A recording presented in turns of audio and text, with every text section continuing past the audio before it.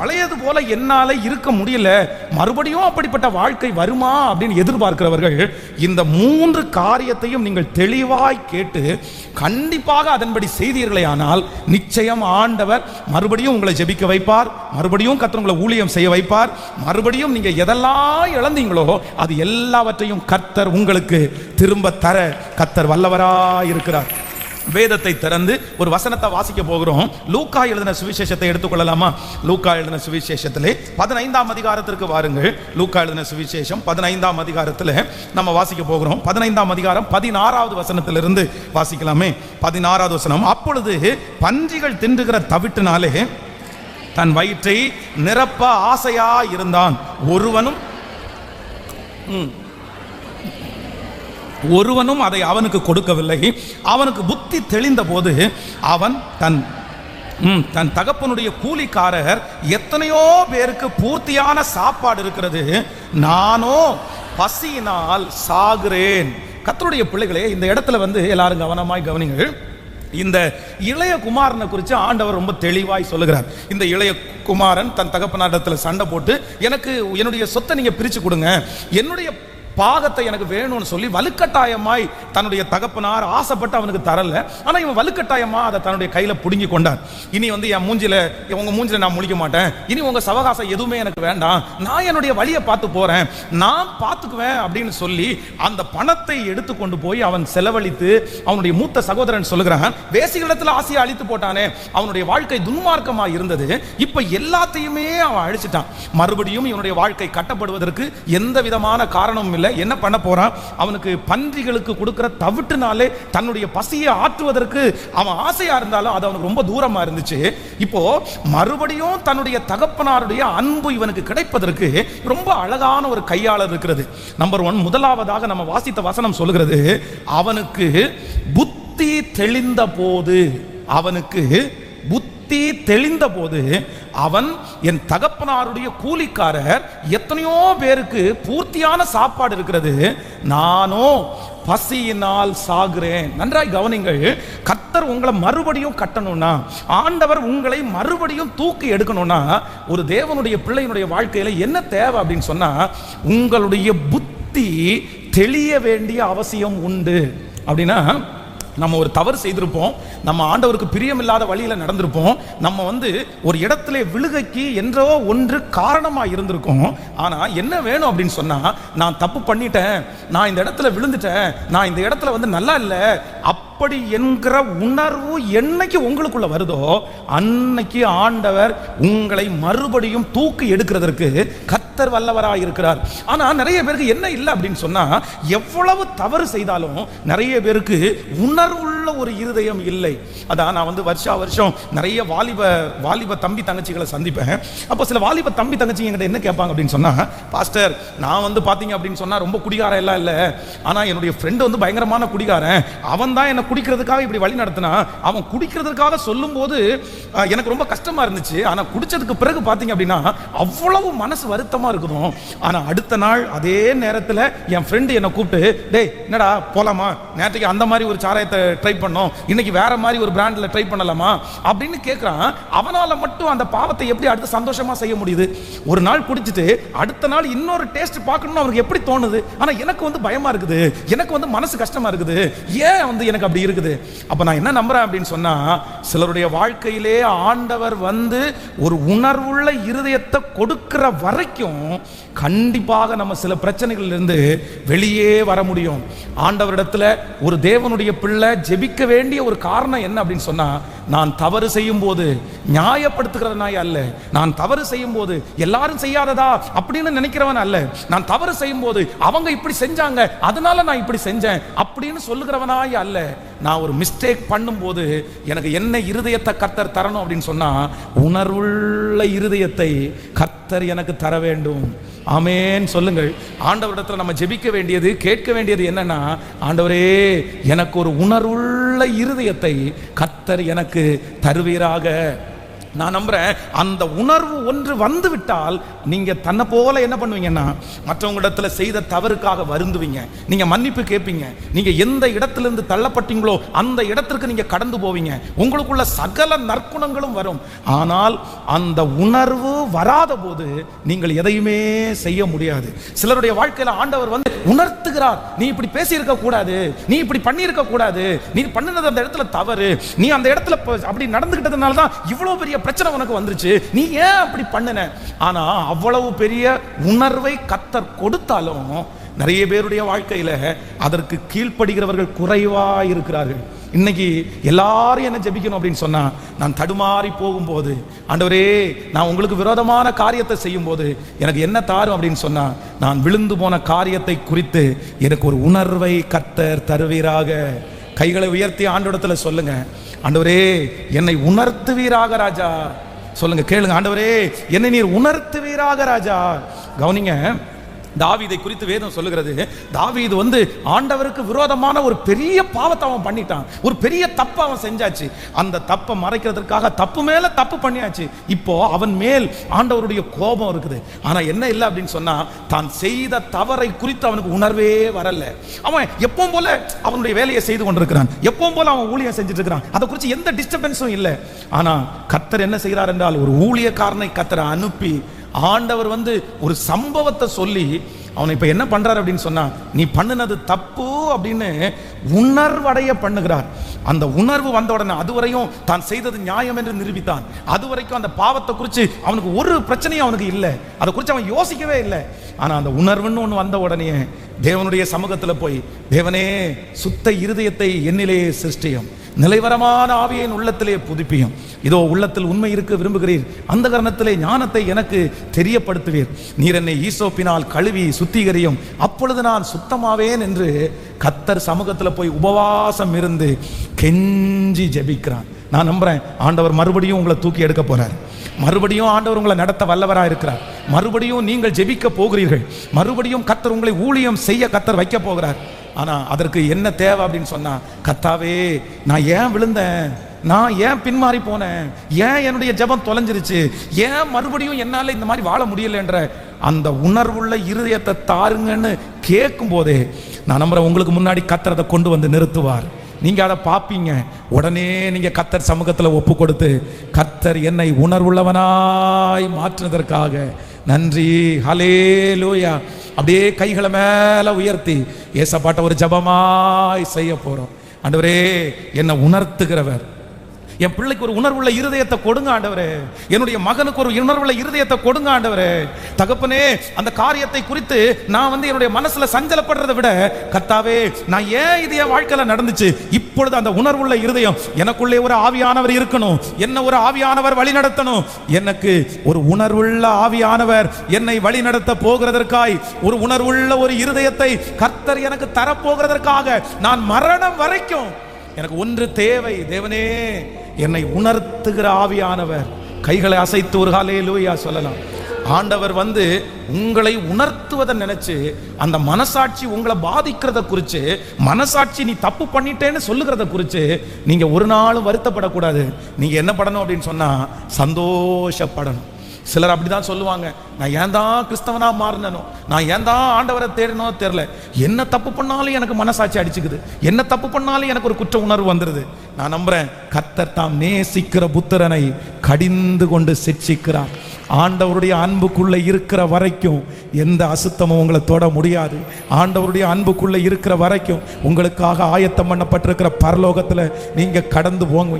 எனக்கு தண்டனை கிடைச்சா கூட பரவாயில்ல, எனக்கு மனசரட்சியில குறுத்துனா கூட பரவாயில்ல, ஆண்டவரே நீங்க அந்த உணர்வுள்ள இருதயத்தை மட்டும் எனக்குள்ள இருந்து எடுத்து போடாதீங்கப்பா. ஆமென். நீங்க ஆண்டவரை மதிக்கிறதுனுடைய அடையாளம் என்ன அப்படின்னு சொன்னா, ஏதோ ஒரு மிஸ்டேக் பண்ணும்போது, தவறு பண்ணும்போது ஆண்டவர் உங்களுக்கு உங்களோட இருக்கிறதுனுடைய பெரிய அர்த்தம் என்னன்னா, உடனே உங்க மனசு என்ன பண்ணும் அப்படின்னு சொன்னா, உங்க மனசாட்சி உங்களோட பேசும். நீ இப்ப பண்ணது தப்புப்பா, நீ இப்ப கோவப்பட்டது தப்புப்பா, நீ என்னதான் இருந்தாலும் உங்க அப்பாவை இப்படி பேசியிருக்க கூடாது, அம்மாவை இப்படி பேசியிருக்க கூடாது, நீ என்னதான் இருந்தாலும் இதை செஞ்சிருக்க கூடாது அப்படின்னு அந்த உணர்வு உங்களுக்குள்ள வரும்போது அதை உடனே நீங்க மதிச்சு, அதை உடனே மதிச்சு, நான் வேணா சாரி கேட்கிறேன் ஏசப்பா, நான் வேணா போய் பேசுறேன் ஏசப்பா, நான் என்ன ஒப்பு கொடுக்குறேன் ஏசப்பா, நான் இந்த காரியத்தை பண்ண மாட்டேன் ஏசப்பா அப்படின்னு சொன்னீங்க அப்படின்னு சொன்னா, ஒவ்வொரு காரியத்திலையும் உங்களை பெரிய ஆபத்துக்குள்ள உங்களை போகாம கர்த்தர் நல்ல உணர்வை தந்து நடத்துவதற்கு கர்த்தர் வல்லவராய் இருக்கிறார். நீங்க கண்டிப்பா ஜெபிங்க. இந்த மாதம் முழுவதும் ஒரு ஜெபக்குறிப்பு உங்களுக்கு இருக்கட்டும். எனக்கு நீங்க என்ன தருவீங்களோ இல்லையோ, எனக்கு என்ன தாங்க அப்படின்னு சொன்னா சொல்லுங்களேன்.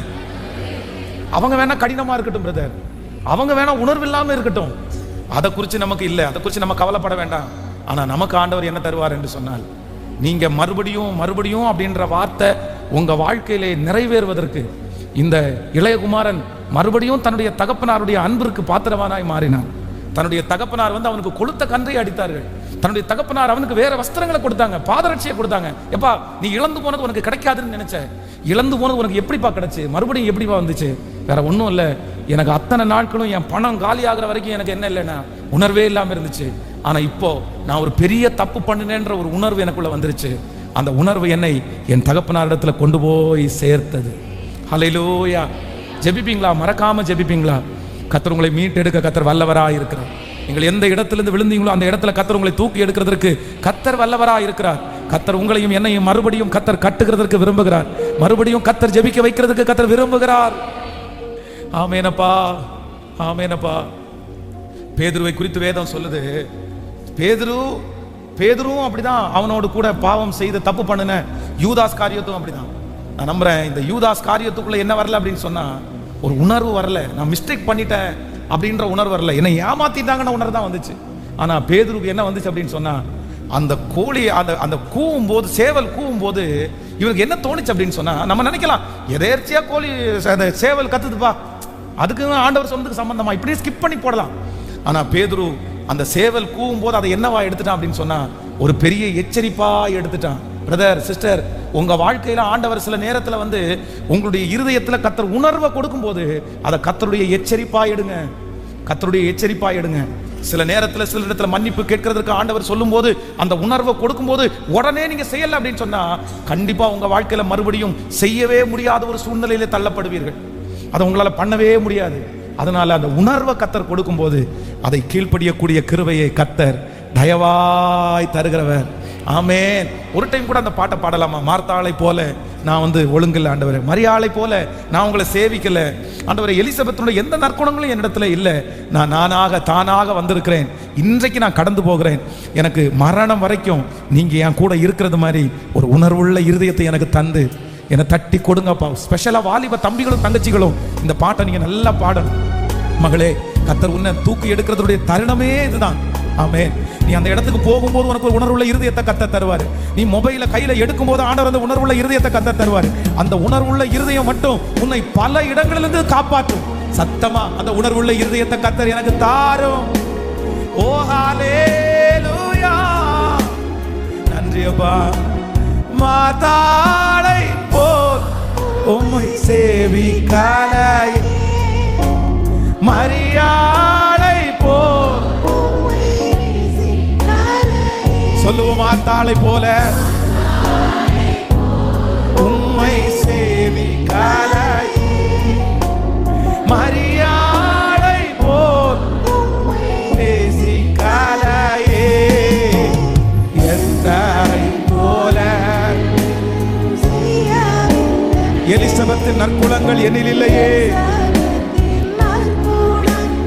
என்னில் இல்லையே, நான் வீணாய் பாழாகி வந்து நிற்கிறேன் ஏசப்பா, நான் வீணாய் பாழாகி வந்து நிற்கிறேன், நானாகவே வந்து நிற்கிறேன். ஓ ஹல்லேலூயா. வந்து கைகளை உயர்த்தி நீர் என்று இயேசுவே, உங்க பிரசன் உங்க மகிமை எங்களை முழுவதுமாய் தொடட்டும் ஆண்டவரே. சேர்த்து ஆமென். இலங்கையிலிருந்து 50 வருஷத்துக்கு முன்னாடி தன்னுடைய சின்ன வயதுல ஒரு வயதான ஒரு அம்மா வந்து தன்னுடைய கையில கொஞ்சம் நகையை கொடுத்து இதை கொண்டு போய் வந்து சொந்தக்காரங்கள்ட்ட கொடுத்துட்டு வந்துருன்னு நம்பி கொடுத்த அந்த நகையை அப்படியே திருடிட்டு வெளியூருக்கு வந்து அவங்கள ஏமாத்தின ஒரு மனுஷன். அதற்கு ரட்சிக்கப்பட்டு ஆண்டவரை ஏற்றுக்கொண்டு ஆண்டவர் நீ என்னதான் இருந்தாலும் அங்கேருந்து திருடிட்டு வந்தா அப்படின்ற ஒரு உணர்வை கொடுத்த உடனே அந்த தாயாரை விசாரித்து பார்த்தா அந்த தாயார் இறந்துட்டாங்க. அவங்க உயிரோடு இல்லை. அவங்க உயிரோடு இல்லைன்னு தெரிஞ்சதுக்கு பிறகு அவங்களுக்கு 3 பிள்ளைங்க. அந்த 3 பிள்ளைகளும் இலங்கையில் இருக்கிறாங்க. இலங்கையில் இருக்கிற அந்த 3 பிள்ளைகளுடைய அட்ரஸை கண்டுபிடிச்சு, ஃபோன் நம்பரை கண்டுபிடிச்சு, அந்த பிள்ளைகளோட பேசி ஒரு நபருக்கு 2 லட்சம் ரூபாய், ஒரு நபருக்கு 2 lakhs rupees கொடுத்து, உங்கள் அம்மாவை நான் ஏமாத்திட்டு போனப்பா இந்த ஊரை விட்டு, பட் நான் ரொம்ப பாடுபட்டேன், ஆனால் கடவுள் என்னை கைவிடலை, ஆண்டவர் என்னை ஆசீர்வச்சிருக்கிறாரு, நான் மனம் திரும்பிட்டேன், பட் உங்களுடைய பணத்தை நான் ஏமாத்திட்டது தப்பு, உங்கள் அம்மா கையில் அந்த பணம் இருந்தால் அது உங்களுக்கு தான் வந்திருக்கும், அதனால உங்கள் 3 பேருக்கும் 2 லட்சம் ரூபாய் வச்சு நான் தர்றேன்னு சொல்லி அந்த பணத்தை கொடுத்து சந்தோஷத்தோடு அந்த நபர் திரும்பி எனக்கு ஃபோன் பண்ணார். எவ்வளோ பெரிய விஷயம். என்ன ஆண்டவருடைய பிள்ளை. ஆனால் இன்னொருத்தரிடத்துலேருந்து கடன் வாங்கிட்டு நிறைய பேர் ஃபோன் அட்டன் பண்ணாமல் அந்த பணத்தை கொடுக்காம வாங்கும்போது எவ்வளோ சந்தோஷத்தோட சிரிச்சுட்டு அப்படி வாங்கிட்டு அதுக்கப்புறம் மனசை வருத்தப்படுத்துறது ஆண்டவருடைய பிள்ளைகளுக்கு ஒரு நாள் நியாயமாகவே ஆகாது. ஆமென். நம்மளை மறுபடியும் கத்தர் எடுக்கணும்னா நமக்குள்ள என்ன வேணும் தெரியுமா? ஒரு ஜெபிக்கலேன்ற ஒரு உணர்வுள்ள இருதயம் உங்களுக்கு வேணும். வசனம் வாசிக்கலேன்ற ஒரு உணர்வுள்ள இருதயம் வேணும். அந்த இருதயம் இல்லை அப்படின்னு சொன்னால் நம்மளால நெருங்கவே முடியாது.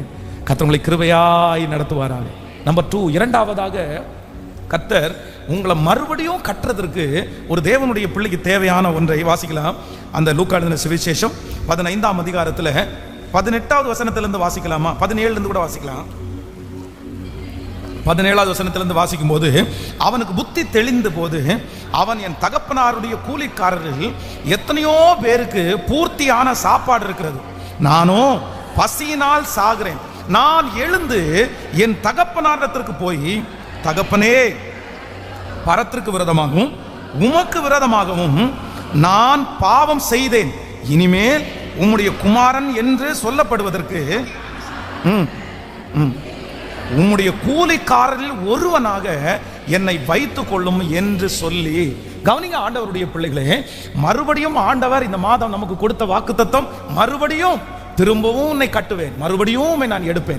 அப்போ இந்த இடத்துல இந்த இளையகுமாரன் மறுபடியும் தன்னுடைய தகப்பனாருடைய அன்பை சுதந்திரிக்கிறதுக்கு என்ன பண்றார் அப்படின்னு சொன்னா, இப்போ இதுவரைக்கும் அவருக்கு உணர்வு வந்தது உண்மைதான், ஆனா உணர்வு அவர் ரொம்ப ஃபீல் பண்றார். அவருக்குள்ள ஒரு பெரிய குற்ற மனசாட்சி இருக்குது.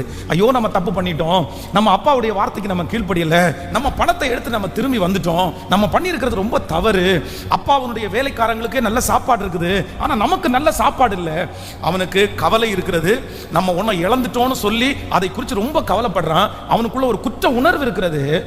ஆனாலும் இழந்து போன தன்னுடைய தகப்பனாரிடத்திற்கு அந்த மனுஷனை கொண்டு வந்தது என்ன அப்படின்னு சொன்னா, அவன் ஒரு முடிவை எடுக்கிறான். இனி நான் இந்த இடத்துல என்ன பண்ண மாட்டேன் அப்படின்னா, நான் இனி இந்த இடத்துல உட்கார மாட்டேன், இனி இந்த இடத்துல நான் இருக்க மாட்டேன், இந்த இடம் எனக்கு மரணத்துக்குரிய இடம், இந்த இடம் என்னை அழிக்கக்கூடிய இடம், இந்த இடத்துல நான் இருந்தா நான் செத்து போவேன். ஆனா நான் ஒரு தீர்மானம் எடுக்கிறேன், எங்க அப்பா மன்னிச்சாலும் பரவாயில்ல, எங்க அப்பா இதுக்கு முன்னாடி இருக்கிறத தராம கொஞ்சம் கம்மியா அவருடைய வேலைக்காரன மாதிரி என்ன வச்சுட்டா கூட பரவாயில்ல, நான் எங்க போவேன் அப்படின்னு சொன்னா, என் தகப்பனாரிடத்திற்கு நான் திரும்பி போவேன், என் தகப்பனாரிடத்திற்கு நான் திரும்பி போவேன். ஆண்டவருடைய பிள்ளைகளே, நிறைய பேர் செய்கிற மிகப்பெரிய தவறு என்ன அப்படின்னா, ஒரு காரியத்தில் அவங்க மாட்டிட்டாங்களா, ஒரு காரியத்தில் அவங்க சிக்கிட்டாங்களா, அவங்களுக்கு நல்லா தெரியும் நான் தப்பு பண்ணிட்டேன், நான் தப்பு பண்றதுனால தான் இதெல்லாம் நடக்குது, குற்ற மனசாட்சி இருக்குது, எல்லாமே இருக்குது. ஆனா என்ன யோசிப்பாங்க அப்படின்னு சொன்னா, தங்களுடைய காரியங்களை எல்லாம் விட்டு அப்படியே திரும்ப ஆண்டவரிடத்துல போய் நிக்கணும் அப்படின்னு நிறைய பேர் நினைக்க மாட்டாங்க. இந்த ஜெபத்துல இருக்கிற ஆண்டவருடைய பிள்ளையே, உங்களுக்குள்ள குற்ற மனசாட்சி இருக்கலாம், உங்க மனசு பாதிக்கலாம், நீங்க உங்களை குறித்து ரொம்ப கில்ட்டியா நீங்க ஃபீல் பண்ணலாம், ஐயோ நான் தப்பு பண்ணிட்டேன். ஆனா தப்பு பண்ணிட்டேன்னு சொல்லிட்டு உங்களுக்கே நீங்க தண்டனை கொடுத்துட்டு உங்களையே நீங்க வெறுத்துட்டு, அவ்வளவுதான் கர்த்தரே என்னை கைவிட்டார் அப்படின்னு நினைச்சிட்டு நீங்க ஃபீல் பண்ணிட்டு இருக்கிறத விட, நான் நம்புறேன் நீங்க மறுபடியும் தேவனிடத்திலே போவீர்களே ஆனால், நீங்க நினைச்சிட்டு போகும்போது வேலைக்காரன் தான் நினைச்சிட்டு போவீங்க, ஆனா அங்க போகும்போது என்ன நடக்குது அப்படின்னு சொன்னா, அவனை வேலைக்காரனாய் அல்ல சொந்த பிள்ளையாகவே தன்னுடைய தகப்பனார் அங்கீகரித்து அவனுக்கு அந்த போஸ்டிங்கை திரும்ப கொடுத்து அவனை மறுபடியும் சிங்காரித்து அவனை மறுபடியும் ஏற்றுக்கொண்டு அவனுக்காக அத்தனை காரியத்தையும் செய்தவர் உங்களுக்கு செய்கிறதற்கு வல்லவராயிருக்கிறார். சிலருடைய வாழ்க்கையில இதை மட்டும் சரி, ஒரு இடத்துல விழுந்துட்டோம், ஒரு இடத்துல தவறிட்டோம், அந்த உணர்வு வந்துருச்சு, இனி என்ன பண்ண? நான் நம்புறேன், ஆண்டவரால் தூக்க முடியாத மனிதர்கள் என்று எவருமே கிடையாது. எத்தனை பேர் ஆமோதிக்கிறீர்கள்? கர்த்தரால் உங்களை தூக்கி நிறுத்த முடியும், கர்த்தரால் மறுபடியும் உங்களை நிறுத்த முடியும். கர்த்தர் வாக்கு கொடுக்கிறார், நீ திரும்பி தேவனிடத்திற்கு போ, திரும்பி அந்த இடத்திலிருந்து எழும்பு. இதுதான் எனக்கு நிரந்தரம், இதுதான் என் தலையெழுத்து. நான் இப்படி வந்துட்டேன், அவ்வளவுதான், இதோட ஓட வேண்டியதான், இதோட இருக்க வேண்டியதான், நடக்கிறது நடக்கட்டும், போனது போயிடுச்சு. இந்த மாதிரி உங்க மனசை தட்டி கொடுக்கிற ஒரு எண்ணத்துக்குள்ள ஒரு நாளும் நீங்கள் போகக்கூடாது. வாலிப தம்பியா இருக்கலாம், தங்கச்சியா இருக்கலாம், ஆண்டவர் உன்னை பெரிய நோக்கத்திற்காக அழைச்சு உங்ககிட்ட நிறைய பேசி இருக்கலாம், ஆனா நீ மிஸ்டேக் பண்ணி இருக்கலாம். இப்போ உன் மனசு பண்ணதே பண்ணிட்டேன், இனி கண்டினியூவா அப்படியே பண்ணிடுவோம், அவ்வளவுதான், அப்படியே முடிஞ்சிடட்டும் அப்படின்னு நினைக்காத. நான் நம்புறேன், சத்துரு உங்களை எவ்வளவு தடை பண்ணினாலும் இயேசு உங்களை தூக்கணும்னு கர்த்தர் நினைக்கிறாரு. இந்த மெழுகுவர்த்தியை திரும்ப கர்த்தர் எரிய வைக்கணும்னு நினைக்கிறாரு. இந்த விளக்க கர்த்தர் மறுபடியும் எரிய வைக்கணும்னு நினைக்கிறாரு. நான் நம்புகிறேன், சத்துருவால் அணைத்து போடப்பட்ட, சத்துருவினால் எடுத்து போடப்பட்ட எண்ணெயை கர்த்தர் திரும்பவும் ஊற்றி கர்த்தர் மறுபடியும் உங்களை எரிய பண்ணுகிறதற்கு வல்லவராயிருக்கிறார். கைகளை அசைத்து ஒரு ஹல்லேலூயா சொல்லுங்க. ஆமென்.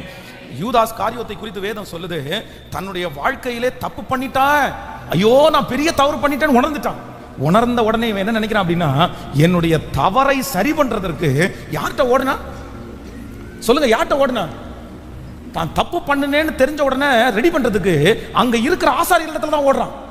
ஏன்னா அவனை தப்பு பண்ண வச்சது இவங்க தானே. மத்தேயு 27:4 வாசிக்கும் போது வேதம் சொல்லுது, குற்றமில்லாத ரத்தத்தை நான் காட்டி கொடுத்ததினால் பாவம் செய்தேன் என்றான். அதற்கு அவர்கள், எங்களுக்கு என்ன, அது உன் பாடு என்று சொன்னார்கள். நல்லா நினைச்சுங்க ஆண்டவருடைய பிள்ளைகளே, நீங்க உங்க வாழ்க்கையில யாரோ ஒரு மனுஷனால நீங்க விழுந்திருக்கலாம், யாரோ ஒருத்தர் உங்களை குழியில தள்ளி இருக்கலாம், யாரோ உங்களை உங்க தரிசனத்தை விட்டு விலக பண்ணலாம். ஆனா ஒண்ணு நல்லா நினைச்சுக்குங்க, ஏற்கனவே குழியில உங்களை தள்ளுனவங்க உங்களை குழியில இருந்து எடுக்க சொல்லுங்க, பக்கத்துல கையை பிடிச்சு சொல்லுங்க, குழியில தள்ளுனவங்களை நம்பி குழியில இருந்து வெளியே எடுப்பாங்கன்னு நினைக்காதீங்க. அவங்கள்ட்ட போகாதீங்க, அவங்க எடுக்க முடியாது உங்களை. அல்லேலூயா. நம் யாரிடத்துல போகணும் அப்படின்னு சொன்னா, நம்ம விழுந்த இடத்துல இருந்து நம்ம கையை தூக்கி எடுக்கிறதுக்கு பரலோக தகப்பனை தவிர வேற ஒருத்தரால முடியாது. ஆமென். நான் முன்பு சொன்னது போல பேதுருக்கும் யூதாஸ் காரியத்திற்கும் இருக்கிற வித்தியாசம் என்ன அப்படின்னா, ரெண்டு பேரும் மிஸ்டேக் பண்ணாங்க, ரெண்டு பேரும் தப்பு பண்ணியாச்சு, ரெண்டு பேருக்கும் குற்ற மனசாட்சி, ரெண்டு பேருடைய மனசும் உறுத்துது. ஆனா ஒருத்தர் என்ன பண்ணனா அப்படின்னு சொன்னா, யார் தன்னை தப்பு பண்ண வழி நடத்தினாங்களோ அவங்கள்ட்ட சண்டைக்கு போனான். ஏன் என்ன இப்படி நடத்துறீங்க, எனக்கு இதை ரெடி பண்ணி கொடுங்க, எனக்கு இதை சரி பண்ணி கொடுங்க, நான் மிஸ்டேக் பண்ணேன்னு அவன்கிட்ட போனான். ஆனா பேதுரு என்ன பண்ணா அப்படின்னு சொன்னா, எங்கேயும் போகல, தேவாலயத்தில் போய் அழுது ஒப்பு கொடுத்து, என்னை எப்படியாவது காப்பாத்துங்க, என்னை எப்படியாவது தூக்கி எடுங்க, அப்படி ஜெபம் பண்ண அவன் மேல் கர்த்தர் இரக்கம் பாராட்டி பேதுருவை கர்த்தர் மறுபடியும் தூக்கி எடுத்தார். அப்போ நம்முடைய விடுதலை, நம்முடைய வெற்றி மனுஷனுடைய கையில இல்ல, வக்கீல்களுடைய கையில இல்ல, போலீஸ்காரங்களுடைய கையில இல்ல, யாருடைய கையில இருக்குது? சத்தமா சொல்லுங்க. நிறைய பேர் என்ன பண்ணுவாங்கன்னா, தங்களுடைய வாழ்க்கையிலே ஒரு தோல்வியை பார்த்துட்டாங்கன்னு வைங்களேன், அவ்வளவுதான், தங்களுடைய வாழ்க்கையை அதற்கு தகுந்த மாதிரி ஃபிக்ஸ் பண்ணிக்குவாங்க. சரி, நம்ம வாழ்க்கையில் இப்படி ஒன்று விழுந்துச்சு, இல்ல அந்த தோல்வியை வச்சு அப்படியே ஓடுகிறவன் உலகத்தான், தோல்வியில ஜெயித்து ஓடுகிறவன் ஆண்டவருடைய பிள்ளை. ஆமென். யோசேப்பிட்ட இருந்த பெரிய அபிஷேகம் என்ன தெரியுமா?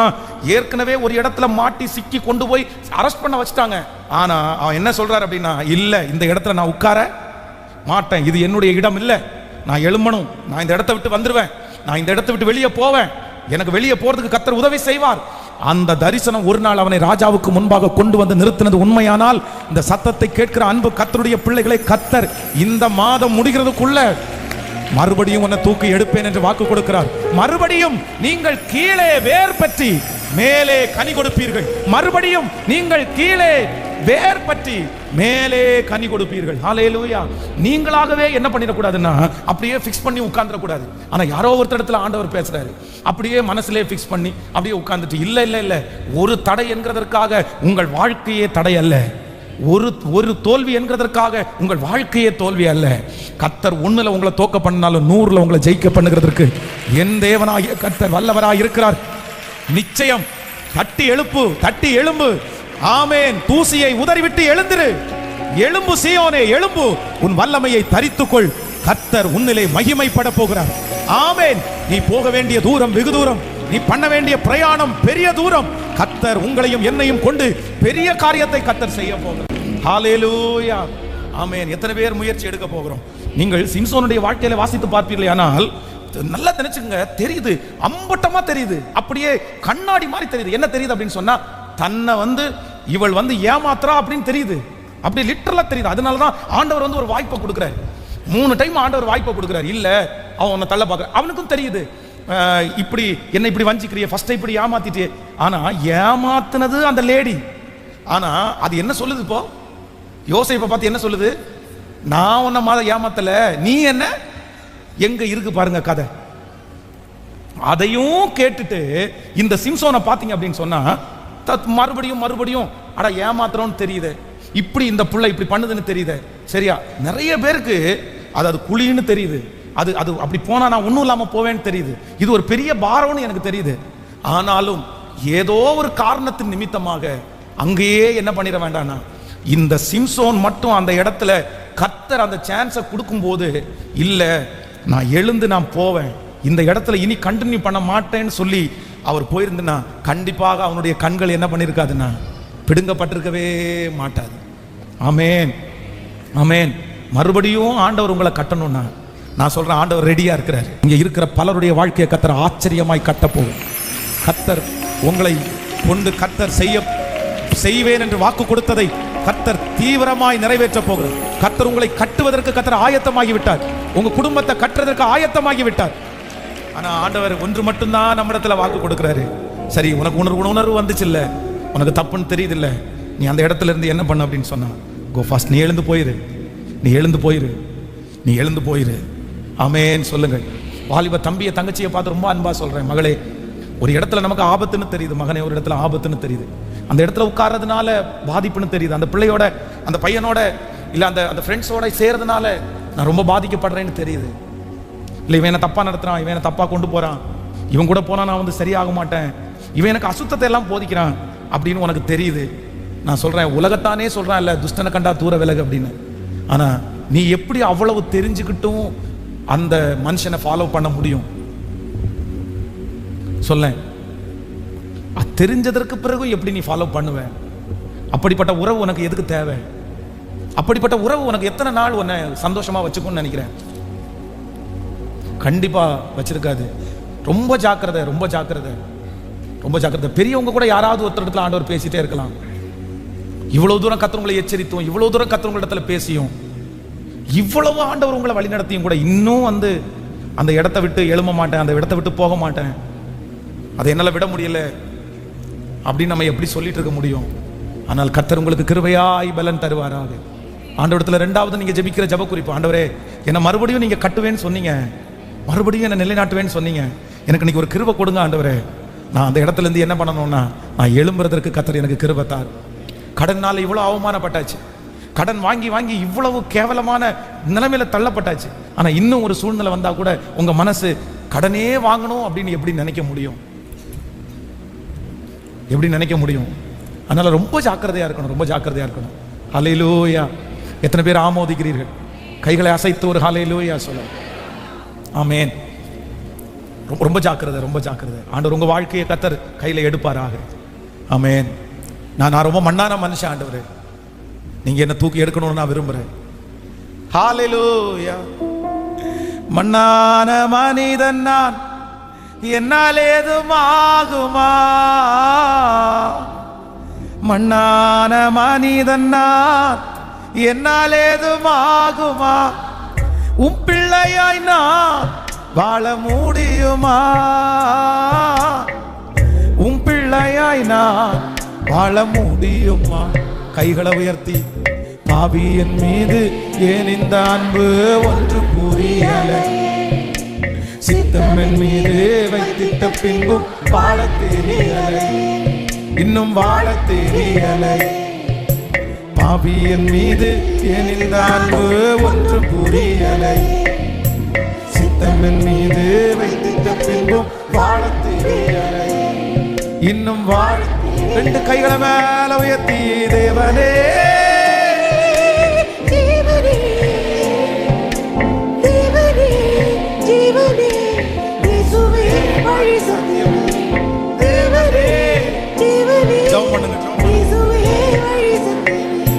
பாவியின் மீது என் இந்த அன்பு ஒன்றும் புரியலை.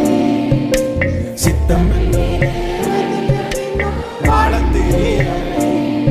இன்னும் வாழ. சேர்ந்து சொல்லுங்க.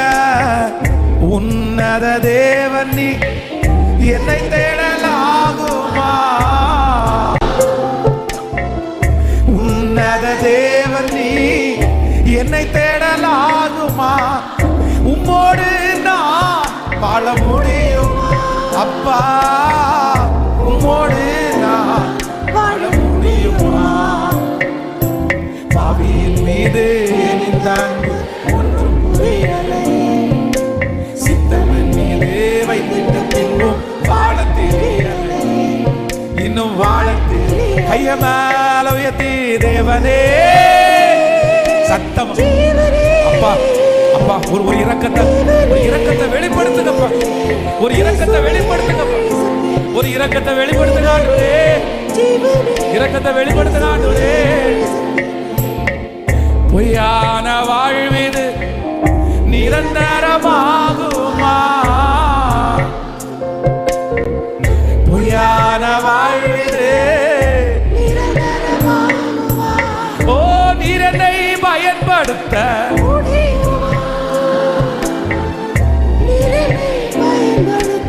முடியுமா? பாவியின் மீது ஒவ்வொரு வாலிப தம்பியை தூக்கி எடுங்க, தங்கச்சியை தூக்கி எடுங்கப்பா. அப்பா அப்பா மீண்டும் மீண்டும் அந்த குழியில விழவே வேண்டாம். கை தூக்கி எடுங்கப்பா. போதும்பா. அந்த இடத்திலிருந்து எழும்புறதற்கு பலன் தாங்க ஆண்டவரே. வைத்திட்ட பின்பும் வாழ தெரியலை. இன்னும் வாழ தெரியலை. இன்னும் வாழ தெரியலையே. ஹல்லேலூயா. கைகளை அசைத்து ஒரு ஹல்லேலூயா சொல்லுங்க. ஸோ நான் வார்டனாக பைபிள் காலேஜில் வார்டனாக பணிபுரியும் போது டுனாமிஸ் அப்படின்ற ஒரு பையன் ஃபர்ஸ்ட் இயர் ஸ்டூடெண்டாக ஜாயின் பண்ணான். காலேஜ் ஸ்டார்ட் பண்ணி 1 வீக் தாண்டி தான் ஜாயின் பண்ணான். நான் வார்டனாக இருந்தேன். அவருடைய தகப்பனார் அவனை கூட்டிகிட்டு வந்தார். அவங்க தகப்பனார் வந்து சென்னையில் ஒரு பெரிய சர்ச்சோட பாஸ்டர் அவர். அப்போ வந்து அவர் எங்கிட்ட சொன்னார், பாஸ்டர் இவனுக்கு இது 3வது பைபிள் காலேஜ் அப்படின்னு சொன்னார். 3வது பைபிள் காலேஜ். இதுக்கு முன்னாடி 3 பைபிள் காலேஜில் கொண்டு போய் நான் வந்து ஒவ்வொரு பைபிள் காலேஜ்லையும் கொண்டு போய் விடுவேன். ஆனால் ஒவ்வொரு பைபிள் காலேஜில் இருந்தும் ஒரு மாதம் இருந்துட்டு திரும்பி வீட்டுக்கு வந்துடுவான். ஆனால் சின்ன வயசுலேருந்தே அவன் ஊழியத்துக்கு தான் அர்ப்பணிச்சிருக்கிறான். கர்த்தர் அவனை ஊழியத்தை தான் கூப்பிட்டுருக்காரு. இது 3வதாக நான் இங்கே கொண்டு வந்து விடுறேன். தயவு செய்து எல்லா ஸ்டூடெண்ட்டை மாதிரி அவனை நடத்திடாதீங்க பாஸ்டர். ஒரு பாஸ்டருடைய பையன்னு சொல்லிட்டு அவன் அந்த மாதிரி செல்லமாக வளர்ந்துட்டான். அதனால் கொஞ்சம் ஏதாவது கன்சிடர் பண்ணி கொஞ்சம் அவனை தட்டி கொடுத்து கொஞ்சம் கொண்டு போயிட்டீங்கன்னா 2 வருஷம் இருந்துட்டான்னா அதுக்கப்புறம் முடிச்சிடுவான் அவன். அப்புறம் நான் அவனை பார்த்துக்குவேன், உருவாக்கிடுவேன் அப்படின்னு சொன்னார். உடனே சரிப்பா சார் நீங்கள் ஒன்றும் கவலைப்படாதீங்க, நான் பார்த்துக்கிறேன் அப்படின்னு சொல்லி அந்த டுனாமிஸை வந்து ரொம்ப பக்குவமாக தான் நடத்தினேன். சரிப்பா அவன் ஏதாவது டியூட்டி செய்யலைன்னா கூட சரி ஓகே திருப்பி செய்யலாம் அப்படின்னு சொல்லிட்டு அவனுக்கு கொஞ்சம் ஃப்ரீயாக கொடுத்து ஒரு 2 மாதங்கள் வந்து தாண்டினான். திடீர்னு உள்ளே ஏதோ ஸ்டூடெண்ட் வந்து அவனை ஏதோ திட்டியிருக்கிறான். திட்டின உடனே சரி என்னட்ட சொன்னால் நான் வந்து அவனை விடமாட்டேன் அப்படின்றக்காக ராத்திரியோட ராத்திரி பெட்டியெல்லாம் கட்டிட்டு பைபிள் காலேஜினுடைய காம்பவுண்டை எட்டி குதிச்சு இவன் பாட்டுக்கு போயிட்டான். நைட்டு யாருக்குமே தெரியல, எல்லாரும் படுத்து தூங்கியாச்சு. காலையில் 5 மணி ஜபத்துக்கு எல்லாரும் எழும்புறாங்க. இவனை பார்க்கல. சரி ஏதோ பாத்ரூமில் இருப்பான்னு நினச்சா கரெக்டாக ஒரு 7:30 மணிக்கு நியூஸ் தெரியுது டுனாமிஸ் வந்து காம்பவுண்டுக்குள்ளே இல்லை அப்படின்னு சொல்லிட்டு எனக்கா பக்குன்றது. ஏன்னா எல்லாருக்கும் கொஸ்டின் நம்ம தானே, இவன் எங்கடா போனான்னு காலேஜ் ஃபுல்லாக தேடியாச்சு, எங்கேயுமே கண்டுபிடிக்க முடியல. அப்புறம் பதறி அடித்து அவங்க அப்பாவுக்கு நான் ஃபோன் பண்ணேன். ஐயா இந்த மாதிரி வந்து பையனை காணோம், என்ன பண்ணான்னு தெரில, எங்கே போனான்னு தெரில. நேற்றுக்கு சாயந்தரம் இப்போ தான் கேட்டால் சொல்கிறாங்க ஒரு 6-6:30 காணோம் அப்படின்னு சொல்கிறாங்க. என்ன பண்ணான்னு சொன்னால், ஐயோ பாஸ்டர் நீங்கள் ஒன்றும் பயப்படாதீங்க, அவன் வந்து அங்கேருந்து இங்கேயும் வராமல் பக்கத்தில் ஈரோடு அவங்க சித்தி வீடு இருக்குது அங்கே போயிட்டான், அவன் திரும்பியும் பைபிள் காலேஜ் பண்ணான். சரி பாஸ்டர் ஒன்றும் பிரச்சனை இல்லை, நீங்கள் சொல்லுங்கள், சாரி உங்களுக்கும் நான் ரொம்ப ட்ரபிள் கொடுத்துட்டேன், அவன் கொண்டு வந்த பொருள் எல்லாம் மோஸ்ட்லி கொண்டு வந்திருப்பான், கொண்டு வராத பொருள் இருந்தால் அதை கொரியர் பண்ணுங்க அப்படின்ட்டு அவர் வச்சுட்டார். அப்போ நான் மனசில் என்ன நினச்சேன் அப்படின்னு சொன்னால், சரி டுனாமிஸ் இன்னி அவ்வளோதான், ஏற்கனவே 3 பைபிள் காலேஜிலேருந்து டுனாமிஸ் என்ன பண்ணலை, படிக்கலை, இனி எங்கே போய் இவன் படிக்க போகிறான், இனி எங்கே போய் இவனை படிக்க வைக்க போகிறாங்க அப்படின்னு நானும் விட்டுட்டேன். 1 இயர், 1 வருஷத்தில் இவன் சர்ச்சில் நடந்து சும்மா இருக்கிறதுனால இவனுக்கு ரொம்ப பாதிக்கப்பட்டு, நம்ம ஏன் இப்படி சும்மா இந்த 3 பைபிள் காலேஜை விட்டு வந்துட்டோமே, ஆண்டவருக்கு ஊழியம் செய்யலாமேன்னு சொல்லி அவனுக்குள்ள ஒரு உணர்வு அவன் மனம் திரும்பி தன்னுடைய தகப்பனிடத்தில் போய், இது வரைக்கும் 3 பைபிள் காலேஜ் நான் உங்களுக்கு ஏமாற்றி வந்துட்டேன்ப்பா, எனக்கு இன்னொரு பைபிள் காலேஜை அனுப்பி விடுங்க, கஷ்டமான பைபிள் காலேஜ்னா கூட பரவாயில்ல, எனக்கு இதுவரை நிறைய பணத்தை வேஸ்ட் பண்ணிட்டீங்க, இனி ஃபீஸே இல்லாத ஒரு ஃப்ரீயான காலேஜில் கூட சேர்த்து விடுங்க, நான் போகிறேன்னு சொல்லியிருக்கிறான். அவங்க அப்பா இவன் மேலே எந்த நம்பிக்கையுமே இல்லாமல், இவன் சும்மா சொல்லுவான் அப்படின்னு சொல்லி இவன் சொன்னானேன்றதுக்காக இங்கே ஈரோடு பக்கத்தில் பார்த்தீங்க அப்படின்னா ஃப்ரீ பைபிள் காலேஜ் ஒன்று இருக்குது. அதில் ஒரு ஸ்டூடெண்டே ஒரு 7-8 பேர் தான் படிப்பாங்க, பெரிய காம்பவுண்டு, நிறைய வேலை செய்யணும், அந்த மாதிரி ஒரு காம்பவுண்டு. சரின்னு அங்கே பேசி இவனை அனுப்பி விட்டான். நீங்கள் நம்ப மாட்டீங்க, அந்த டுனாமிஸ் 3 இயர்ஸ் 3 வருஷமும் அவ்வளவு கஷ்டம், அவ்வளவு பாடல. இல்லை இல்லை ஏற்கனவே நம்ம வாழ்க்கையை தொலைச்சிட்டோம், இனி தொலைக்க முடியாதுன்னு சொல்லி படித்து முடித்து கிராஜுவேஷன் வாங்கி என்ன அடுத்து ஒரு நாள் அவனை சந்தித்தேன். நான் டுனாமிஸ்ன்னு சொன்னான், ஊழியக்காரனாக அவனை நான் சந்தித்தேன். ஸோ அவனை பாஸ்டராக சந்தித்தேன். உண்மையிலே எனக்கு கண்ணீரே வந்துச்சு. அவருடைய தகப்பனாருடைய ஜபம், தாயாருடைய ஜபம் வீணா போகலை. ஆனால் இந்த பிள்ளைக்குள்ள ஒரு உணர்வு வந்துச்சு பாருங்களேன். சரி, இதுவரையும் தான் நம்ம இப்படி நடந்துட்டோம், இதுவரைக்கும் தான் இப்படி நம்ம இருந்துட்டோம், ஸோ இனியாவது நம்முடைய வாழ்க்கையை நம்ம கட்டிடணும், இனியாவது நம்ம நல்லா வரணுன்ற அந்த ஸ்பார்க், அந்த ஒரு உணர்வு வந்துச்சு பாருங்களேன். அன்னைக்கு அந்த பையன் ஒப்பு கொடுத்தான் பாருங்க. இதனால என்ன அவமானம் வந்தாலும் பரவாயில்ல, இதனால என்ன வந்தாலும் பரவாயில்ல, சரி அப்படி கர்த்தரை நிறுத்துவார்னு ஒரு தீர்மானம் எடுத்தான் பாருங்களேன். இன்றைக்கு இந்த சத்தத்தை கேட்கிற யார் நீங்க எடுக்கிறீங்க? உங்க அழைப்பு என்ன? உங்க ஊழியம் என்ன? உங்க எதிர்காலம் என்ன? கர்த்தர் உங்களை எதுக்காக அழைச்சாரு? நீங்க எங்க இருக்கிறீங்க? நீங்க எங்க போயிட்டு இருக்கிறீங்க? எத்தனை நாள் இதுல வாழ போறீங்க? எத்தனை நாள் இதுக்கு பின்னாடியே போறீங்க? இது இருக்க இருக்க உங்களை ஏமாத்திட்டு தான் இருக்கும், இருக்க இருக்க உங்களை குழியில தள்ளிட்டு தான் இருக்கும், இருக்க இருக்க இது உங்களுக்கு பெரிய பிரச்சனையில தான் கொண்டு போய் விட்டுரும். இதுல இருந்து நீங்க நீ வரல அப்படின்னு சொன்னா உங்க வாழ்க்கையில எதையுமே நீங்க பார்க்க முடியாது. ஆனா சிம்சோன் தான் அப்படி இழந்துட்டான். ஆனா நீங்க அப்படி இது பண்ணாதீங்க. ஏற்கனவே தப்பு பண்ணியாச்சு, ஏற்கனவே விழுந்தாச்சு, ஏற்கனவே இது பண்ணியாச்சு. இன்னைக்கு ஒரு தீர்மானம். இந்த இளையகுமாரன் தன்னுடைய வாழ்க்கை திரும்ப கட்டப்படுவதற்கு அவன் எடுக்கிற 2வது ஒரு பெரிய டிசிஷன் என்ன அப்படின்னு சொன்னா, நான் என் தகப்பனாரிடத்திற்கு சத்தமா சொல்லுங்க, இந்த இடத்துல நான் இனி என்ன பண்ண மாட்டேன். கேட்கல, கர்த்தர் யாரோடையோ தெளிவா பேசுறாரு, யாரோடையோ தெளிவா பேசுறாரு. போதும் மகனே, இதுவரைக்கும் கர்த்தர் யாருக்கும் காமிச்சு கொடுக்கல, இதுவரைக்கும் கர்த்தர் யாருக்குமே சொல்லி கொடுக்கல, இதுவரைக்கும் ஆண்டவருக்கும் உனக்கு மட்டும்தான் அது தெரியும், இதுவரைக்கும் ஆண்டவருக்கும் அது உனக்கும் உள்ள டீலிங். நீ பாதாள குழியில விழுந்த, நீ அந்தகார இருளில் இருக்கிற, ஆனா வேற யாருக்குமே தெரியாது. எல்லாரும் நீ வெளிச்சத்துல இருக்கிறது மாதிரி நினைக்கிறாங்க, எல்லாரும் நீ மேல இருக்கிறது மாதிரி நினைக்கிறாங்க. ஆனா நீ விழுந்து கிடக்கிற குழி எவ்வளவு பெரிய ஆழம்னு பரிசுத்த ஆவியானவருக்கும் உனக்கு மட்டும்தான் தெரியும். ஆண்டவர் உன்னை காப்பாற்ற விரும்புகிறார், ஆண்டவர் என்னை தூக்கி விட விரும்புகிறார். இதுவரைக்கும் யாருக்குமே சொல்லிக் கொடுக்கல, இதுவரைக்கும் யாருக்குமே காமிச்சு கொடுக்கல. ஆனா இன்னைக்கு உங்க மேல பிரியம் வச்ச, அன்பு வச்ச கர்த்தர் உங்களை மறுபடியும் எச்சரித்து உன் கையை பிடிச்சு, இன்றைக்கு இந்த ஆராதனையில கூட அவருடைய கையை உனக்கு நேராக நீட்டி, என் கையை பிடிச்சி எழும்பி வா, ஒரு தீர்மானம் எடு, எழும்பி வா. அந்த இடத்துல இருக்காத, அந்த இடத்துல இனி படுக்காத, அந்த இடத்துல இனி உட்காராத, அதுக்கு பின்னாடி நீ போகாத. இல்ல, உனக்கு ஒரு பெரிய தரிசனம் இருக்குது, உனக்கு ஒரு பெரிய ஊழியம் இருக்குது, உன்னை கொண்டு ராஜ்யத்தை அழைக்க போற, நீ முக்கியமான இடத்துல வைக்கப்பட்டவன், உனக்காக நிறைய தீர்மானங்களை நான் வச்சிருக்கிறேன். தேசத்துல இருக்கிற, தேசத்தை கலக்கின பல பரிசுத்தவான்களுடைய அபிஷேகத்தை கர்த்தர் உன் மேல வச்சிருக்கிறாரு, பல தரிசனத்தை உன் மேல கர்த்தர் வச்சிருக்கிறாரு. நான் உன்னை கொண்டு பிளான் பண்ணது, உன்னை கொண்டு திட்டம் போட்டது பெரிய விஷயம். நீ இந்த இடத்துல இருக்காத, இது உனக்குரிய இடம் இல்ல. கர்த்தர் கேட்கிறார், இங்கே உனக்கு என்ன வேலை? கையை உயர்த்தி வாலிப தம்பிகளும் தங்கச்சிகளும் முழு பலத்தோடு கூட நீ எழும்பணும், நீ எழும்பணும். நீ குழியில விழுந்து கிடக்கிற பல ஆயிரம் பேரை மீட்கிறதுக்கு அழைக்கப்பட்ட அபிஷேகம் உன் தலைமையில கர்த்தர் வச்சிருக்கிறாரு. நீ கை தூக்கி விட வேண்டிய தேவனுடைய பிள்ளை, உனக்குள்ள கர்த்தர் அக்னியை கர்த்தர் அனுப்புகிறாரு. நீ இப்படிப்பட்ட இருக்க வேண்டிய ஆள் அல்ல. அடுத்த ஜெனரேஷன்ல நீதான் தலைவி, அடுத்த ஜெனரேஷனுக்கு நீதான் தலைவன். கர்த்தர் உன் மேல ஒரு பெரிய திட்டத்தை வச்சு கர்த்தர் பயில் காட்டி உன்னை அழைக்கிறார். அவருடைய அன்பின் கயிறுகளினால கர்த்தர் உன்னை கட்டுகிறார். சத்தத்தை உயர்த்தி இயேசுவேன்னு ஒரு அர்ப்பணிப்பின் குரல் இந்த இடத்துல கேட்கட்டும், ஒரு அர்ப்பணிப்பின் குரல் இந்த இடத்துல கேட்கட்டும். ஆண்டவரே, ஊழியக்காரன் சொல்லுகிற அந்த மனுஷன் நான் தான், எனக்கு அந்த இடத்துல இருக்கிறதுக்கு விருப்பம் இல்ல, என்ன தூக்கி எடுக்கிறதுக்கு கர்த்தர் இப்பொழுது ஒரு கிருபையை கர்த்தர் கட்டளையிடுவாராக. இயேசுவே, சிம்சோனை ஆண்டவர் கட்டினது அன்பின் கயிறு, ஆனா அந்த லேடி கட்டினது அவனை அழிக்கக்கூடிய கயிறு. அந்த கயிறையும் கர்த்தர் அத்து விடுவதற்கு உதவி செஞ்சார்ல, அவ்வளவு அன்புள்ள கர்த்தர் உங்களை சத்துரு கட்டணும்னு நினைக்கும் போதும் அந்த கட்டை கர்த்தர் அவிழ்த்து விட்டார்ல. ரீதாலாரம் தனரோ லத்தரா ரே தலரோ தரோ தனோ. நன்றி. பொய்யான வாழ்விது நிரந்தரமாகுமா? சொல்லுங்க எல்லாரும். பொய்யான வாழ்விது நீர் என்னை பயன்படுத்த முடியுமா? நீர் என்னை பயன்படுத்த முடியுமா? முடிஞ்சவங்க கைய மேல. பாவியின் மீது ஏன் இந்த அன்பு ஒன்றும் புரிய சத்தமாய் பாடி வாழ தெரிய இன்னும் வாழ தெரிய. பாவியின் மீது ஏன் இந்த அன்பு ஒன்றும் அப்பா வைத்திட்ட பின்பும் வாழ தெரியல. இன்னும் பலத்த குரலோடு தேவனே தேவனே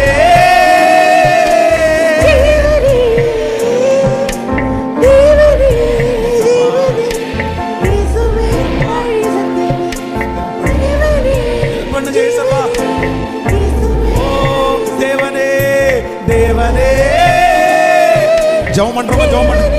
வாலிப தம்பிங்க ஏசப்பாட்ட உதவி கேக்குறவங்க கேளு. தங்கச்சிங்க ஜெபம் பண்றவங்க ஜெபம் பண்ணுங்க.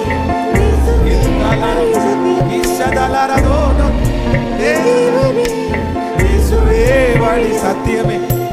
பாவியின் மீது ஏன் இந்த அன்பு ஒன்றும் புரிய சித்தம் என் மீது வைத்திட்டு வாழ தெரிய இன்னும் வாழ தெரிய இன்னும் வாழ தெரியலையே.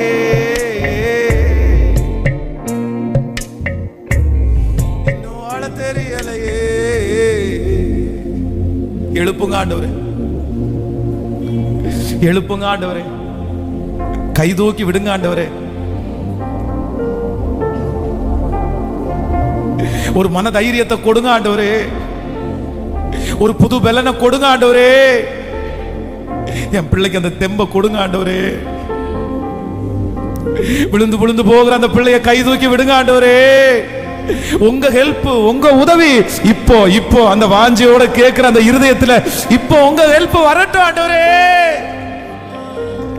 கை விட்டுறாதீங்கப்பா, கை விட்டுறாதீங்கப்பா. அப்படியே அந்த வாழ்க்கை அழிஞ்சிட வேணாம் ஆண்டவரே. அப்படியே அந்த ஊழியம் அழிஞ்சிட வேணாம் ஆண்டவரே. அப்படியே என் பிள்ளை அழிஞ்சிட வேணாம் ஆண்டவரே. அந்த தரிசனத்தை நிறைவேற்றுவதற்கு இப்பொழுது கர்த்தர் ஒரு புது பலனை, ஒரு புது அபிஷேகத்தை கொடுத்து, சோர்ந்து போன எலியாவை தட்டி கொடுத்து, ஒரு வானத்தினுடைய மன்னாவை கொடுத்து, தண்ணீரை கொடுத்து, நீ போக வேண்டிய தூரம் வெகு தூரம்னு பிரயாணம் பண்ண வச்சு அவனை தட்டி கொடுத்து 40 நாட்கள் ஒரே என்னும் பர்வதம் மட்டும் நடக்க பண்ணின கர்த்தருடைய பெரிய மகிமை, பெரிய அபிஷேகம் இப்பொழுது கரங்களை தட்டி கொண்டிருக்கும் போது ஒவ்வொரு பிள்ளைகள் மேல் அக்கினி அக்கினி அக்கினி அக்கினி அக்கினி அக்கினி வாலிபர்கள் மேல், கன்னிகள் மேல், சிறு பிள்ளைகள் மேல், இப்போ அடுத்த ஜெனரேஷனுக்கு உங்களுக்காக நிற்கிற பிள்ளைகள் மேல் இறங்கட்டும் இறங்கட்டும் இறங்கட்டும். எழுப்பும் எழுப்பும், தட்டி எழுப்பும் தட்டி எழுப்பும். இயேசுவின் நாமத்தினால கட்டி இருக்கிற கட்டுகள் தீ பட்டது போல தெரித்து போவதாக, தெரித்து போவதாக. இயேசுவின் நாமத்தினால தெரிப்புண்டு போவதாக. ரோதல ரம்தன ரேலாதன் சௌதோர லவோர ஹோதல் லம்தன ரோல தேரல. கிருப கிருப கிருப கிருப. ஹல்லேலூயா. இந்த சத்தத்தை கேட்கிற ஒவ்வொருத்தர் மேலும் அந்த அனல் மூளட்டும், அந்த அக்கினி பற்றி எரியட்டும். அந்த அனல் மூளட்டும், அந்த அக்கினி பற்றி எரியட்டும். இதோ இன்றைக்கு இன்றைக்கு நிறைய பேர் மேல முத்திரை, நிறைய வாலிப தங்கச்சிக்கு மேல இன்னைக்கு முத்திரை, தம்பிகள் மேல நிறைய முத்திரை. இன்றைக்கு அந்த முத்திரை போடப்படட்டும். இன்றைக்கு அவருடைய நெற்றியிலே அடையாளம் போடப்படட்டும். அந்த அடையாளம் இன்னைக்கு போடப்படட்டும். இன்று குறிக்கப்படுகிற ஒரு நாளாய் மாறட்டும். அவருடைய வாழ்க்கையில குறிக்கப்படுகிற ஒரு நாளாய் மாறட்டும். ஸ்தோத்திரம் ஸ்தோத்திரம் ஸ்தோத்திரம். ஆமென். ஹல்லேலூயா. இந்த மறுபடியும் ஆண்டவர் நம்மளை கட்டுவதற்கு இரண்டாவது நமக்கு தேவை, ரொம்ப அவசியமான ஒன்று.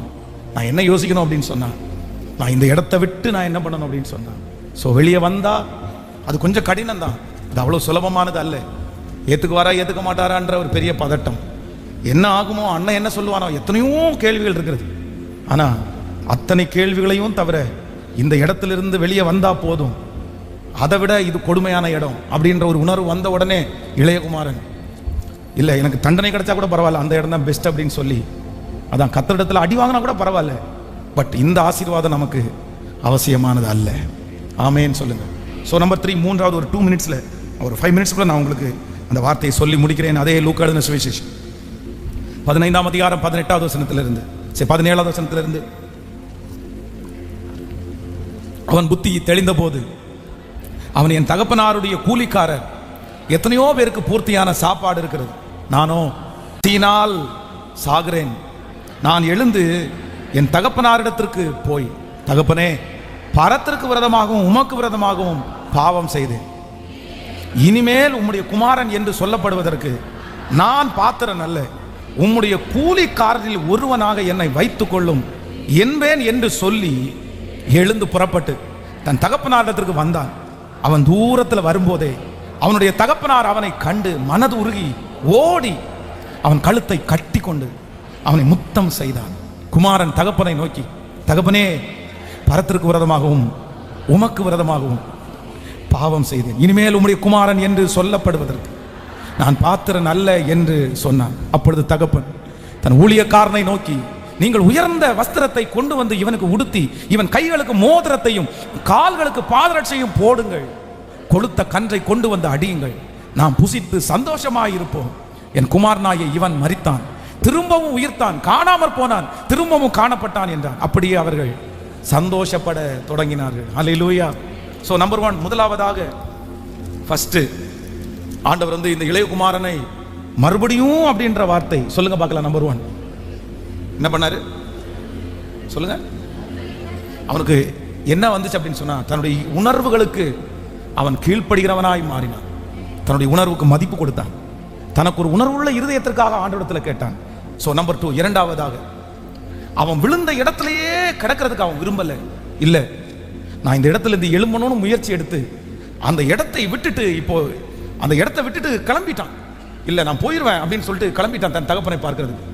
ஆனால் இப்போ என்ன சொல்றான் அப்படின்னு சொன்னா, தன்னுடைய தகப்பனாரை பார்த்த உடனே என்ன சொல்லணும்னு அவன் ஒரு ப்ரிப்பரேஷன் பண்றான். நான் வந்து எனக்குள்ள குற்ற மனசாட்சி வந்துருச்சு, நான் எழும்பிட்டேன், நான் டிராவல் பண்ண ஆரம்பிக்கிறேன், எங்க அப்பாவை நான் சந்திக்க போறேன்.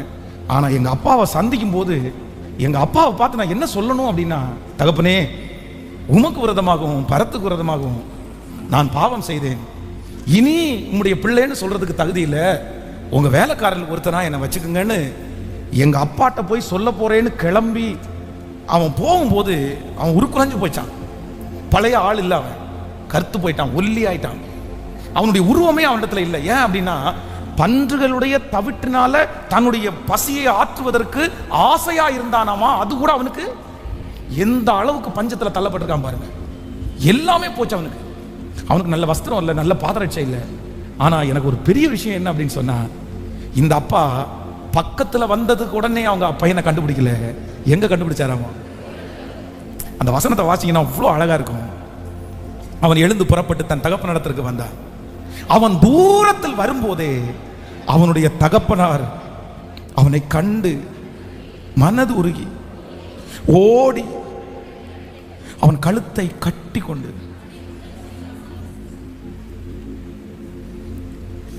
அவருடைய அன்பிற்கு ஈடாக இந்த உலகத்தில் ஒரு அன்புமே இல்லை. மகனே, நீ இந்த இடத்துல ஒப்பு கொடுக்கும் போதே அவர் உன்னை கண்டுட்டாரு.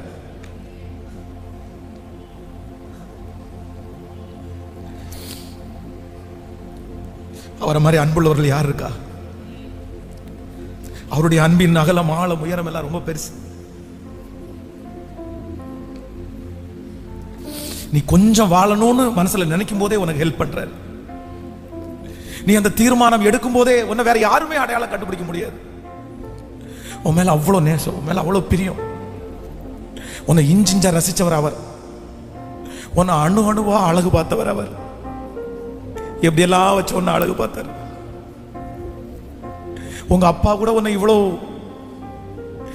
இவ்வளவு அழகு பார்த்திருக்க மாட்டாரு. பிரதர், சிஸ்டர், உங்க வாழ்க்கையில யாருமே உங்களை இவ்வளவு அழகு பார்த்திருக்க. ஆனா ஆண்டவர் வந்து வாகனத்தை கொடுத்து அழகு பார்த்தாரு, ஊழியத்தை கொடுத்து அழகு பார்த்தாரு, திறமையை கொடுத்து அழகு பார்த்தாரு. அவர் ஒன்று அழகு பார்த்தது மாதிரி வேற யாருமே அழகு பார்க்கல. அதனால தான் நீ தூரத்தில் உருக்குலைஞ்சு நிற்கும் போது கூட ஒன்று அழகா டக்குன்னு அவர் கண்டுபிடிக்கிறதுக்கு காரணம் என்ன அப்படின்னு சொன்னா, உன்னுடைய உச்சன் தலை முதல் உள்ளங்கால் வரைக்கும் நீ எப்படி நடப்ப, நீ எப்படி பேசுவ, நீ எப்படி அசைவேன்ற மொத்தமுமே அவருக்கு தெரியும். என்னை நன்றாய் அறிந்தவர் அவர். ஸோ இங்கிருந்தே இளையகுமாரன் தன்னுடைய தகப்பனாருடைய அன்பை விட்டு நம்ம ரொம்ப தூரமாக போயிட்டோம். நம்ம மறுபடியும் கண்டிப்பாக கட்டப்படணும். ஒருவேளை அப்பா பையன் அப்படின்ற போஸ்டிங்கை நமக்கு தராவிட்டாலும், நம்மளை அடைச்சது, நம்மளை வேறு பிரிச்சது அந்த அளவுக்கு உயர்வா அடையாவிட்டாலும் ஒரு சின்ன லிமிட்டேஷன் இருக்குது. அது அவருடைய வேலைக்காரங்க. எத்தனையோ பேர் நான் பார்த்துருக்கிறேன். ஆனால் எங்கள் அப்பா மாதிரி வேலைக்காரங்களை நடத்துறது யாரும் கிடையாது. நான் நிறைய இழந்துட்டேன். ஆனால் கொஞ்சமாவது செஞ்சுட்டு தான் இந்த உலகத்திலேருந்து போகணும். எங்கள் அப்பாவுக்கு பிள்ளையா இல்லைன்னா கூட எங்கள் அப்பாவுக்கு ஒரு வேலைக்காரனாவது இருந்துடலாம் அப்படின்ற ஒரு எண்ணம். இந்த ஜெபத்தில் இருக்கிற ஆண்டவருடைய பிள்ளையே, கத்தர் எச்சரித்தும் கத்தர் சொல்லியும் நீங்கள் கேட்காம உங்களுக்குரிய தரிசனத்தை, உங்களுக்குரிய லட்சியத்தை நீங்கள் நிறைய தவற விட்டுருக்கலாம். நீங்கள் இழந்திருக்கலாம். நான் இப்படி இருக்க வேண்டிய ஆள் இல்லை, நான் இங்கே இருக்க வேண்டிய ஆள் இல்லை, என்னென்னமோ ஓடலாம். பரவாயில்ல, அட்லீஸ்ட் அதை இழந்துட்டீங்க, அது போயிடுச்சு. ஆனால் இந்த இளையகுமாரன் சொல்லுகிறான், அதை நான் இழந்தாலும் எங்கள் அப்பாவுடைய வேலைக்காரனாவது என்ன பண்ணியிருப்பாரு. ப்ரிப்பரேஷன் பண்ணிட்டு அவங்க அப்பாவை பார்க்க போறாரு. பார்த்த உடனே அப்பா கட்டி பிடிச்சிட்டாரு, முத்தம் கொடுத்துட்டாரு. அப்பா, நான் ரொம்ப அழுக்கா இருக்கேன்ப்பா, நான் ரொம்ப அழுக்கா இருக்கிறேன், பரவாயில்லப்பா, நீ திரும்பி வந்தது எனக்கு போதும்ப்பா. ரொம்ப ஆசையாக தூரத்தில் கண்டு அப்படியே அந்த சீன் அப்படியே முன்னாடி வருது. உடனே அப்பா தான் கட்டி பிடிச்சிட்டார்ல, அப்பா தான் ஒப்புரவாயிட்டார்ல, அப்பா தான் முத்தம் கொடுத்துட்டார்ல, இனி அந்த வார்த்தையை நம்ம பேசாட்டி என்ன அப்படின்னு எல்லாம் நினைக்கல. நம்ம சொல்ல வந்ததை நம்ம சொல்லிடுவோம். சில பேருக்கு அன்பை உள்ளத்தை வச்சிருக்கிறாங்க. மனைவியை நேசிக்கிறாங்க, கணவனை நேசிப்பாங்க, பிள்ளை வச்சுப்பாங்க. ஆனால் என்ன பண்ண தெரியாதுன்னா, நிறைய பேருக்கு எக்ஸ்போஸ் பண்ண தெரியாது, வெளியில் சொல்ல தெரியாது, வெளியில் காட்ட தெரியாது, டிக்ளேர் பண்ண தெரியாது. இங்கே இருக்கிற நிறைய வாலிப தம்பிங்க தங்கச்சிங்க கொடுத்த இயேசுவை நேசிக்கிறீங்கன்னு கேட்டால், ஐ லவ் யூ ஜீசஸ், நான் ரொம்ப நேசிக்கிறேன், நான் ரொம்ப நீ எவ்வளோ ஏசப்பாவை நேசிப்பேன்னு எனக்கு தெரியும். நீ தப்பு பண்ணா இருந்தால் கூட எவ்வளோ நீ நேசிக்கிற. ஆனால் என்னன்னா, உன்னை எது தருக்குதா, நீ எதையுமே என்ன பண்ணலை, நான் அறிக்கை செய்யலை, நீ ஏசப்பாட்ட பேசலை, நீ நேசிச்சு பிரயோஜனம் இல்லை, அன்பை உள்ள வச்சு பிரயோஜனம் இல்லை, ப்ரிப்பரேஷன் பண்ணி பிரயோஜனம் இல்லை. இங்க இருக்கிற நிறைய பேர் அப்படிதான். எல்லாமே பெரியவங்க கூட நிறைய பேர் எல்லாமே உங்களுக்குள்ள இருக்குது. இயேசு பிடிக்கும் பிடிக்கும் பிடிக்கும். ஆனா என்ன பண்ணலன்னா, போய் உட்கார்ந்து ஒரு இடத்துல நான் உங்களை நேசிக்கிறேன்ப்பா, ஐ லவ் யூப்பா, என்னை தூக்கி எடுக்காம்பா. அதான் பாவம் எப்போ நிவர்த்தியாக்கப்படும் அப்படின்னு சொன்னா, தன் பாவங்களை உணர்வடையணும். அறிக்கை செய்து விட்டு விடுகிறவன் என்ன பண்ணுவானாமா, தன்னுடைய பாவங்களை மறைக்கிறவன் வாழ்வடைய மாட்டான், அவற்றை அறிக்கை செய்து விட்டு விடுகிறவன். அப்போ பாவத்தை குறித்து ஃபீல் பண்ணி பிரயோஜனம் இல்லை, பாவத்தினுடைய தண்டனை நினைச்சு பயப்பட்டு பிரயோஜனம் இல்லை. என்ன பண்ணணும் அப்படின்னு சொன்னா, நீங்க அறிக்கை செய்யணும். வாலிப தம்பிங்க அறிக்கை செய்யணும், நீ பேசணும், உன்னுடைய அன்பை ஏசப்பாட்ட வெளிப்படுத்தணும், நீ வெளியே சொல்லணும். அப்படி ஆண்டவர் எதிர்பார்க்கிறார். உள்ளே வச்சுக்க கூடாது.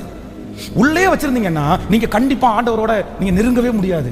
வேதம் சொல்லுகிறது, உன் வாயை விரிவாய் தர அதை நான் என்ன பண்ணுவேன், நிறுத்துவேன். உன் சத்தத்தை அடக்கிக் கொள்ளாதே, வெங்கல சத்தத்தை போல உன் சத்தத்தை உயர்த்து, கண்ணீர் விட்டு அழு அப்படின்னு சொல்றாரு. அப்ப நீங்க அதை வெளிப்படுத்தணும், எக்ஸ்போஸ் பண்ணணும், சொல்லணும். மரண வீட்டில் கூட பாத்தீங்க அப்படின்னு சொன்னா, நெருக்கமான உறவு செத்து போகும்போது அழலேன்னு வைங்களேன், அவங்கள அழ வச்சிருவாங்க. அவங்கள நெருக்கமான உறவு செத்து போகும்போது அழலைன்னா, யாராவது சொந்தக்காரங்க பார்த்தாங்கன்னா ஏதாவது ஒன்று சொல்லி போட்டோவை ஏதாவது காமிச்சு அவங்கள அழ வச்சிருவாங்க. அழல்லேன்னு வச்சுக்கோங்களேன், அவங்க மரணம் அடைகிறத அன்னைக்கு ரொம்ப நெருக்கமான நபருக்கு அவங்க அழல் அப்படின்னா அவங்க ரொம்ப ஸ்ட்ரெஸ் ஆகி மன அழுத்தத்துக்குள்ள போயிடுவாங்க. அந்த மாதிரி எத்தனையோ பேரை பார்த்துருக்கிறேன். ஏன்னா அவங்களுடைய துக்கத்தை அவங்க என்ன பண்ணல அப்படின்னு சொன்னா, வெளியே அவங்க காமிக்கல. நம்முடைய துக்கத்தை அடக்க முடியாது, நம்முடைய வேதனைகளை அடக்க முடியாது, நம்முடைய பாவத்தை அடக்க முடியாது, வெளியில நம்ம கொட்ட முடியாது. வெளியில கொட்டினா தப்பா நினைப்பாங்க. ஆனா நம்ம கொட்ட வேண்டிய ஒரு இடம் இருக்குது. கர்த்தர் சமூகத்தில் என்ன பண்ணணும் அப்படின்னு சொன்னா, அறிக்கை. வாலிப தம்பிங்க அறிக்கை பண்ணணும், தங்கச்சிங்க அறிக்கை பண்ணணும். நான் உங்களை நேசிக்கிறேன் அப்படின்றத பாட்டுனால ஏசப்பாவை வெளிப்படுத்தணும், நான் உங்களோட பேசுறேன்றத பேச்சினால வெளிப்படுத்தணும், ஏசப்பாட்ட பிரியும். அப்படி செய்யும் போது தன்னுடைய தகப்பனார் கட்டி பிடிச்சான்றதுக்காக விடாம அப்படியே சொல்லும் போது அவங்க அப்பா என்ன சொல்ற, அதை குறித்து, அவனுடைய ப்ரிப்பரேஷனை குறித்து, அவன் சொல்றதை குறித்து எதையுமே அவர் கண்டுக்காதது மாதிரி அவருக்கு தெரியும். எத்தையுமே சொல்லலை. உன்னை மன்னிச்சேன்னு கூட சொல்லலை. மன்னிச்சேன்னு சொன்னா சுத்தி இருக்கிறவங்க அத்தனை பேர் என் பிள்ளைய பாவியான நினைப்பாங்கன்னு நினைச்சாரோ என்னமோ தெரியல. எவ்வளவு அன்பு தெரியுமா?